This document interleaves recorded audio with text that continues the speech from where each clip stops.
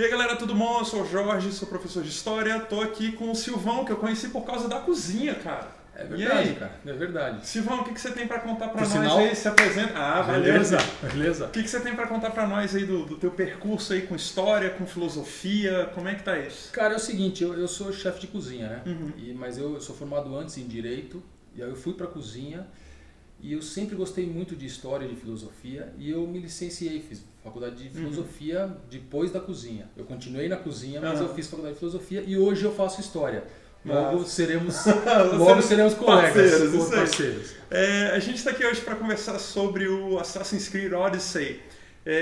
Esse é mais um da série do AC Odyssey, e dessa vez a gente vai focar em cima do Sócrates, né? O grande filósofo Sócrates, que a gente não pode confundir com um jogador de futebol, certo? Sócrates não foi o da seleção de 82 do Corinthians, né? Inclusive do Corinthians, mas estou falando da seleção brasileira. O Corinthians não é seleção. A seleção de 82, que pra mim foi a melhor seleção da história. E a pior, 90. a de 90, que a gente não comenta. Deixa pra lá. Então, pra gente entender o Sócrates, galera, acho que a primeira coisa que a gente precisa fazer é localizá-lo no tempo e no espaço, né? E aí a gente precisa entender da Atenas do século V a.C., né? Atenas do Péricles, do século de ouro ateniense. E lembrar que a gente está falando de uma sociedade que se via como plenamente democrática, né? Sim, apesar de que quando a sim. gente olha para trás, e aí fico alerta, eu falo isso em sala de aula direto, que é o cuidado com o anacronismo, né? Da gente não pegar o nosso conceito democracia século XXI e jogar para esses caras 2.500 anos atrás, porque vai falhar. Não é a mesma coisa. Não é a mesma coisa. Não. Então, por que os atenienses se consideram democráticos? Porque quando eles se comparam, por exemplo, com os persas, e aí você tem um império lá, Xerxes, Dario, Ciro e Companhia Limitada, de cima para baixo. Eles eram muito democráticos. Sim. Aí os atenienses, quando se olham, bom, só 10% da população participa, porque tem que ser homem, ou pátrida, tem renda mínima, tem não sei o quê, mas tem Eclésia, tem Pulé, tem Apnix, tem a Ágora, tem N instâncias na qual o cidadão pode participar. Então, em comparação a este outro modelo, somos democráticos. Né? Mas eram mesmo. Sim, e comparando o restante do mundo antigo, cara, são... Inclusive Atenas era... O que a gente estava conversando antes de começar o vídeo era Nova York, talvez. Sim, era o centro cultural, cara. Que eu fiz até a brincadeira com você, que é o seguinte, as pessoas queriam ir para Atenas. Todo mundo, quem nascia perto, queria ir para Atenas. É como hoje, se você gostasse muito do Bon Jovi... Minha cara de fã do Bon Jovi. Você é fã do Bon... Não é fã do Bon Jovi, mentira. Gostasse muito do Bon Jovi, você falava, tudo bem, então eu vou para Los Angeles para ficar perto, talvez, morar na mesma cidade, que um dia eu vou encontrá-lo no supermercado. Entendeu? Era mais ou menos isso. Porque os grandes estavam ali, né? Atenas foi a principal, nessa época foi a principal cidade do Ocidente. Né? E foi sem dúvida nenhuma. onde estavam nas artes, sim, as grandes cabeças pensantes, cara, de todas as áreas. Era impressionante. Isso era assim, era a maior cidade, a maior concentração de pessoas de cabeças pensantes. De cabeças pensantes. Parecido talvez com Paris da Belle Époque. Por exemplo, também, na minha cabeça, guardadas as devidas proporções, sim. Acho que mais ou menos por aí. Sim. Bom, então é nessa Atenas que a gente vai ter, como a gente falou da democracia e tal, a questão do falar em público, né? A importância da retórica e de se colocar, porque o cidadão que tem as melhores ideias para convencer os seus pares é aqueles cujos projetos eventualmente vão ser seguidos ou vão ser aprovados para aplicação da coletividade. Isso era tão importante que os sofistas ensinavam as pessoas a fazer isso, né? Os sofistas eram os pré-socráticos. Aí a gente vai cair naquela coisa das correntes da filosofia, que algumas pessoas não acham o Sócrates um divisor de águas, né? Não veem o Sócrates como um divisor de águas. Eu vejo o Sócrates como um divisor de águas exatamente porque ele passou do naturismo. As pessoas pensavam mais em questões do mundo para questões humanas. Ele foi o primeiro a pensar e a externar questões humanas. Tanto é que ele era, falando um pouco você quer entrar você acha que tem a ver, por exemplo, quando você fala de pensar em questões da natureza, essas questões maiores, eu acho que o Sócrates é o cara que rompe um pouco com essa história da cosmogonia, sabe? De pensar ainda naquele mundo muito, muito informado, eu acho, pela mitologia, pelo rito e tal. Ele fala assim, olha, tem uma questão aqui de natureza humana, de questões internas que a gente precisa resolver também. Sim. E eu acho que ele coloca isso na mesa com muito mais clareza que os outros caras. Eu discordo de você só no fato de resolver também. Ele dizia, a gente precisa resolver essas questões primeiro para a gente poder chegar nas outras questões. Né? Ele sempre foi aquele, não, a gente se resolver primeiro, dentro da ética, dentro de todas as coisas que ele foi muito importante, né? Mas ele chegava primeiro, ele queria resolver as questões internas das pessoas. E a briga dele com os sofistas foi essa. Né? Os sofistas cobravam para ensinar as pessoas a viver para passar o conhecimento. Para passar o conhecimento, porque essa coisa de falar em público era muito importante na época. E ele dizia que não, você não tem que cobrar. Você não tem que cobrar nada, você tem que ensinar as pessoas. E daí eles começaram, até por questões aí, vamos trazer para cá, questões políticas da época, as pessoas falam, não, o cara tá tirando... Sim, tem um choque aí. Tirando a comida da minha boca, tá tirando o peixe da minha boca. E daí ele foi julgado, né? E tomou cicuta, que era um veneno cicuta. Que era um veneno. Inviting Socrates seems like a good way to ruin everyone's night. I'm surprised they would let him in the door. Oh, don't let Socrates get under your skin. At least he wore shoes for the occasion. Então, antes da gente entrar propriamente em, vamos dizer assim, quais são os grandes pilares do pensamento socrático, acho interessante a gente falar um pouco da pessoa, sabe? Tem um ser humano de carne e osso ali por trás. Então, o que você pode contar para nós do Sócrates gente, sabe? Do ser humano habitando aquele espaço?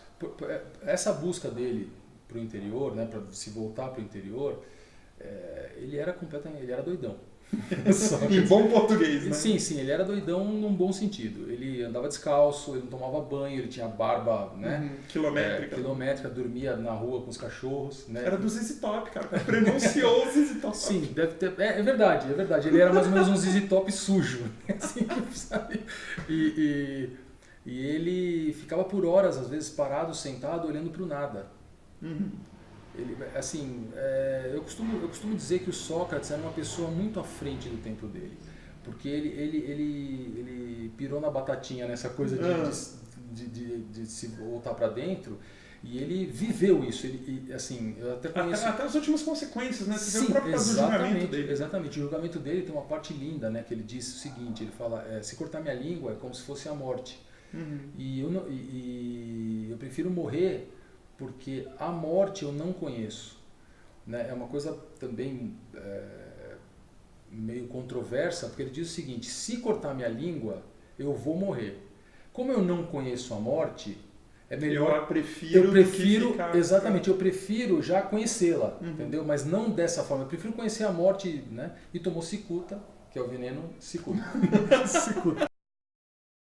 We're discussing the nature of rulers. We're better to do so than here. I'll ask you the same question I asked Thrasymachos. Would you agree that the act of ruling is an art? It is an art, as all worthy undertakings are.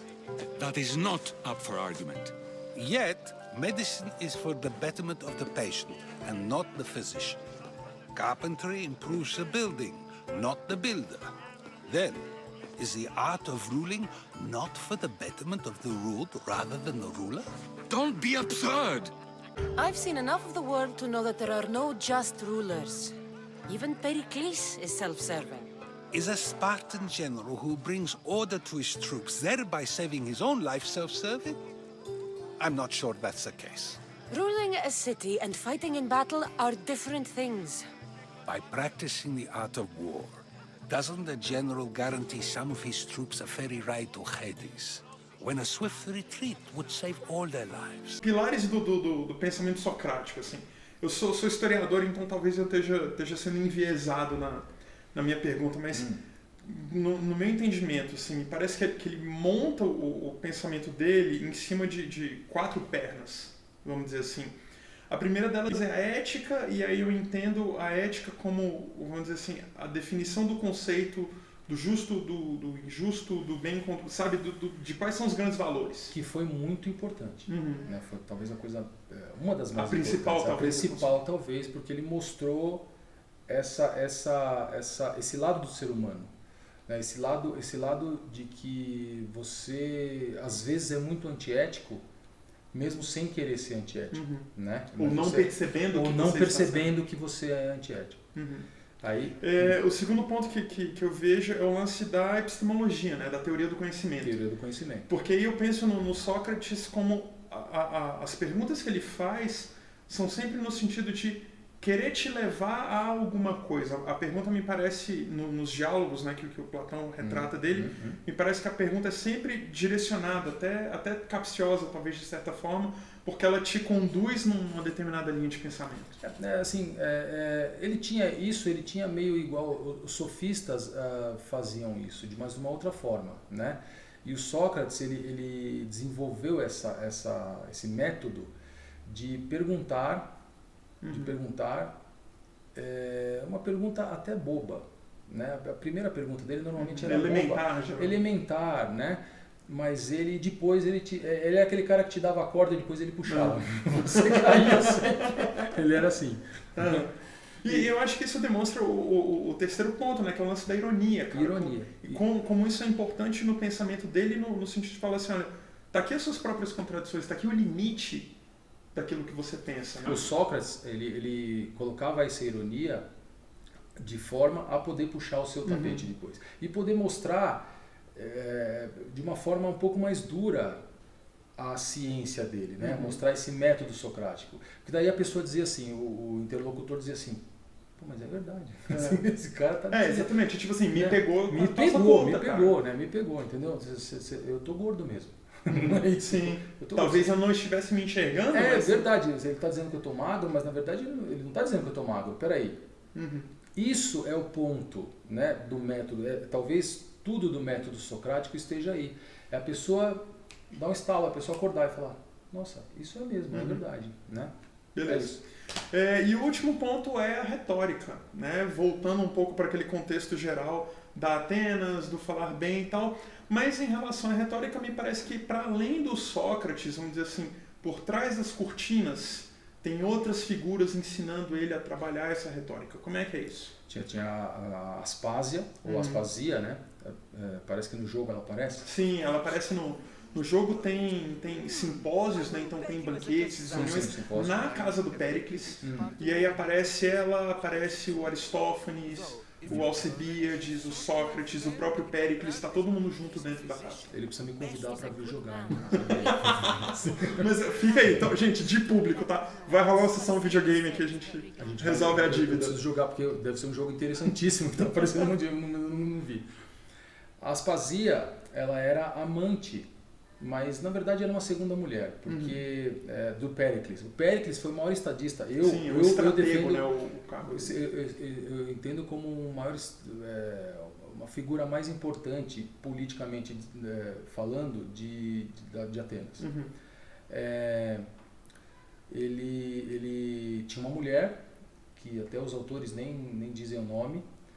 E essa mulher, naquela época você podia separar da mulher. Pelas leis de Atenas, você podia separar da mulher, mas você tinha que colocar outra pessoa no seu lugar. Outro mantenedor, né? Exatamente, para que não deixasse a mulher desamparada. E ele foi lá e arrumou uma pessoa e disse aqui, e a família dela tinha que concordar. E a família dela concordou e ele foi embora e Aspasia e ele... Ele não podia casar de novo oficialmente. Exatamente, mas ele não podia também casar de novo. Então ela era considerada amante, mas não era amante. Tanto é que ela estava por trás... né, tem uma coisa que até... Sim, no mundo de hoje em dia você divorciou, tem a segunda esposa, exatamente, vida, né? Teve um filho com ela, né?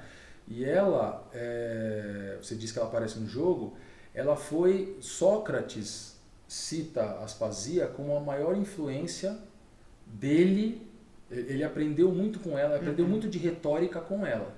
A maior influência dele foi Aspasia na retórica. Tem uma segunda moça, quem que é essa? Diótima de Mantineia, mas Diótima de Mantineia ela é citada por Platão e ninguém sabe se é um personagem ou se foi realmente uma figura histórica. Se é uma figura histórica. Mas Platão cita como a maior influência nas questões de amor, nas questões de coração, nas questões de sentimento amoroso do Sócrates. Tá. Né? E para a gente ir caminhando para o fecho então, Silvio, como é que você vê o legado do Sócrates? O que o Sócrates deixa pro nosso mundo 2.500 anos depois? Por que a gente ainda continua falando desse cara? Você colocou uma questão muito boa das ciências sociais, mas na psicanálise esse autoconhecimento é fundamental, né?